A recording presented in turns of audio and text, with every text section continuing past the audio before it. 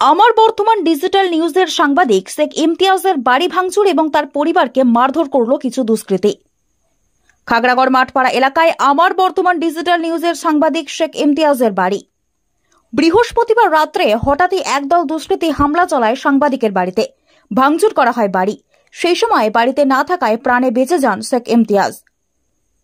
শুক্রবার সকালে সেই ভাঙা বাড়ি দেখতে যান সাংবাদিক শেখ ইমতিয়াজ এবং তার পরিবারের লোকজনেরা।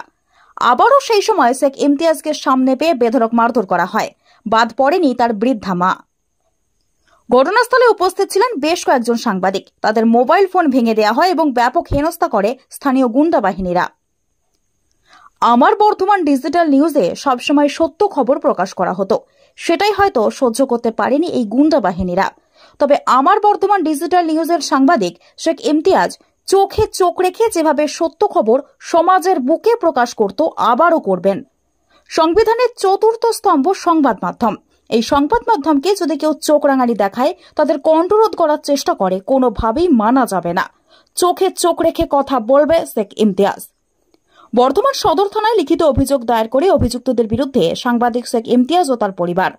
পুরো ঘটনাটি বর্ধমান সদর থানার পুলিশ তদন্ত করছে এবং খুব দ্রুত আসামিদের গ্রেপ্তার করবে পুলিশ। ঘটনা ঘটেছিল, আমি একজন সাংবাদিক, আমার বাড়ি হচ্ছে খাগড়াগড় মাঠপাড়াতে। আমি দীর্ঘদিন ধরে বিভিন্ন খবর করি সততার সাথে এবং দুর্নীতির মুখোশ করি, যেটা আমার কাজ, মানুষের তথ্য নিই।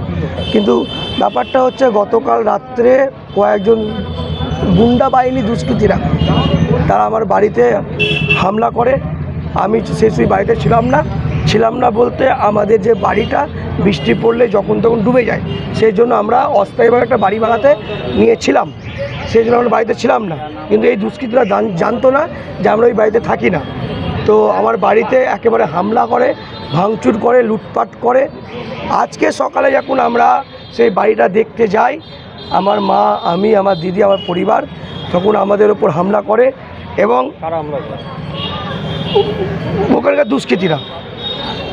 দুষ্কৃতীরা এবং হচ্ছে সাংবাদিক বন্ধুরা। আমি তো নিজে সাংবাদিক বটেই, যে আমার যারা সাংবাদিক বন্ধুরা ছিল তারা যেমন তখন ওদের বক্তব্য নিতে যায় বা স্পটে পৌঁছায়, সাংবাদিকদের ওপর হামলা করে, তাদের ফোন ভেঙে দেয়, তাদেরকে মারতে যায়। আমার মাকে মেরেছে, মার খেয়েছি। আমি অভিযোগ করেছেন? হ্যাঁ, বর্ধমান থানায় আমি লিখিতভাবে অভিযোগ করেছি। প্রশাসনের কাছে আমি আশা করছি, প্রশাসন আশা করি এই ব্যাপারে দৃষ্টি আকর্ষণ করবেন। কি চাইছেন? আমি চাইছি অবিলম্বে এই দুষ্কৃতি সন্ত্রাস রাজ বন্ধ হোক।